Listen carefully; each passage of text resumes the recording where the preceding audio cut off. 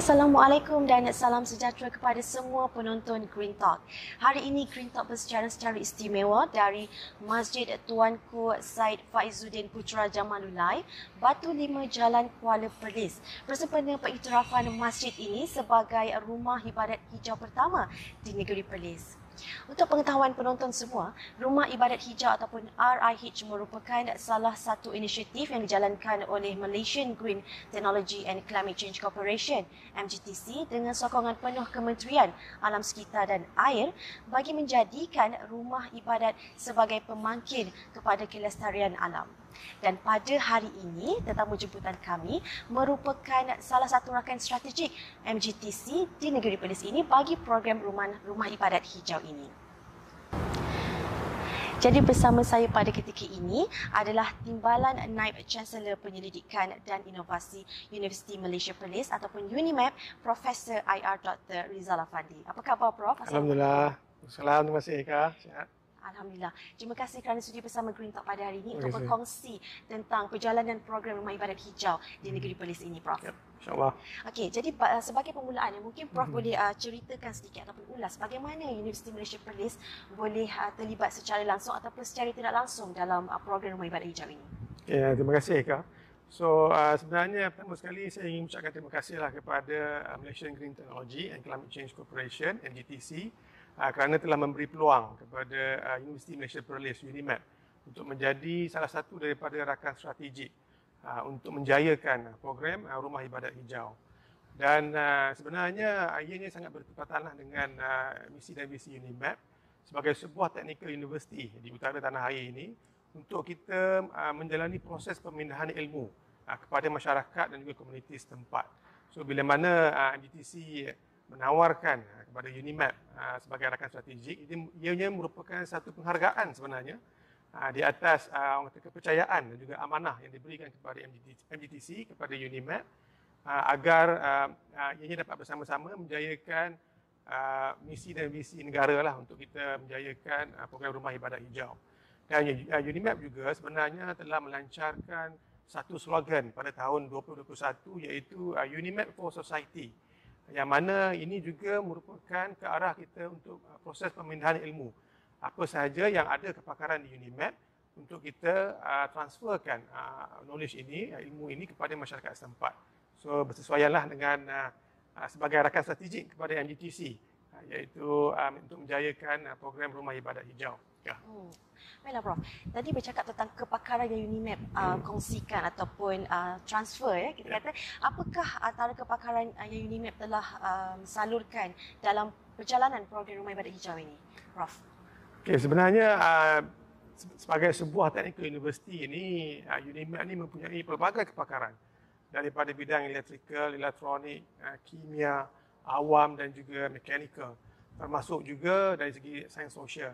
Tetapi dari segi konsep Rumah Ibadat Hijau yang diketengahkan oleh MGTC ini, kita telah menggariskan beberapa program. Contohnya yang pertama adalah dari segi kecekapan tenaga, iaitu menggunakan tenaga solar. Ini juga merupakan salah satu kepakaran yang ada di UNIMAP.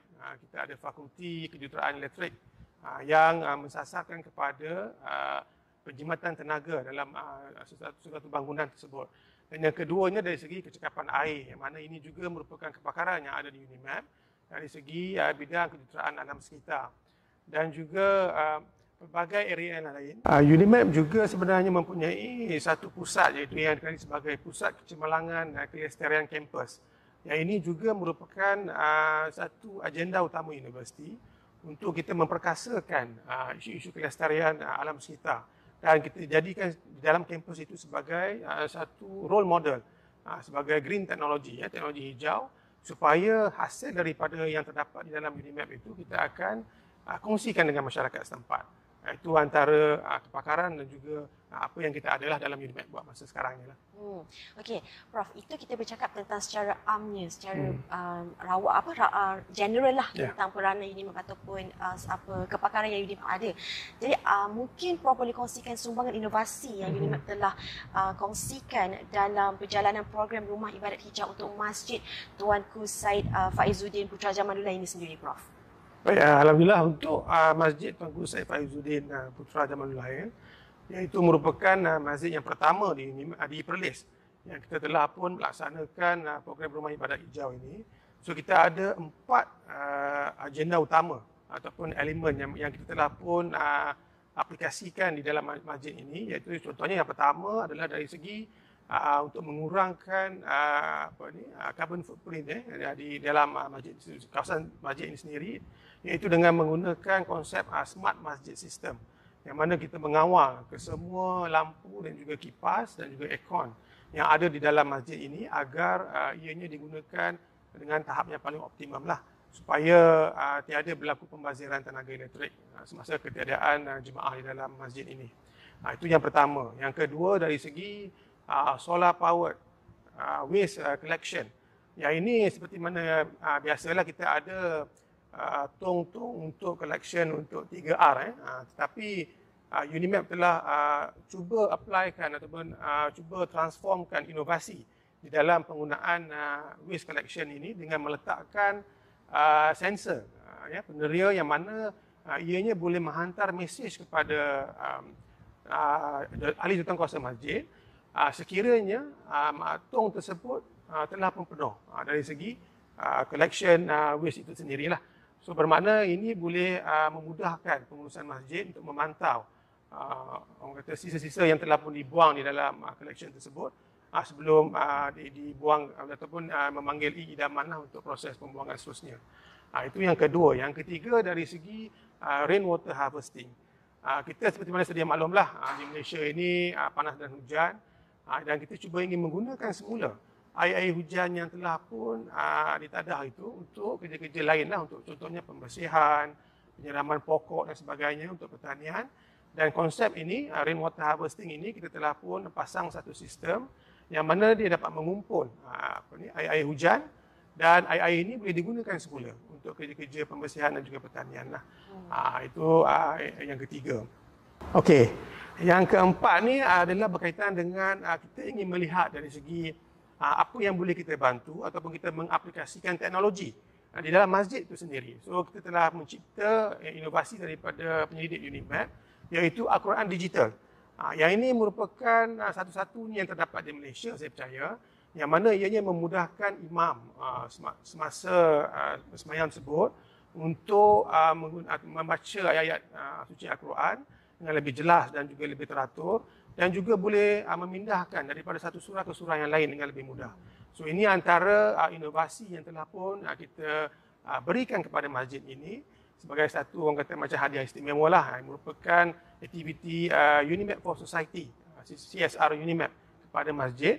4 projek yang tadi, dan bukan sahaja 4 lah, kami ingin melihat lagi pelbagai inovasi yang lain untuk kita ketengahkan dan kita kongsikan dengan masyarakat setempat, insyaAllah.